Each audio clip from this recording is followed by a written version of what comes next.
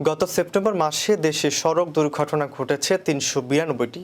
এসব দুর্ঘটনায় নিহত হয়েছেন ৪২৬ জন এবং আহত হয়েছেন ৮১৩ জন, যার মধ্যে ১৬৪টি মোটরসাইকেল দুর্ঘটনায় নিহত হন ১৭৯ জন।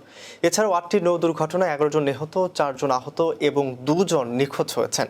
সোমবার সংবাদ মাধ্যমে পাঠানো রোড সেফটি ফাউন্ডেশনের নির্বাহী পরিচালক সাইদুর রহমানের দুর্ঘটনা প্রতিবেদনে এসব তথ্য জানা যায়।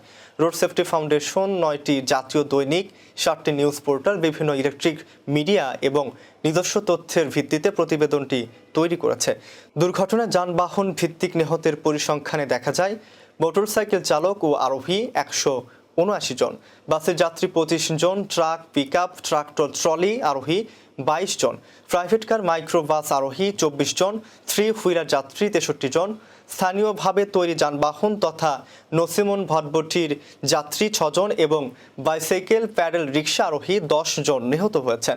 রোড সেফটি ফাউন্ডেশনের পর্যবেক্ষণ ও বিশ্লেষণ বলছে, দুর্ঘটনাগুলোর মধ্যে ১৬২টি জাতীয় মহাসড়কে, ১৪৪টি আঞ্চলিক সড়কে, ৪৭টি গ্রামীণ সড়কে এবং ৩৪টি শহরের সড়কে এবং 5টি অন্যান্য স্থানে সংঘটিত হয়েছে।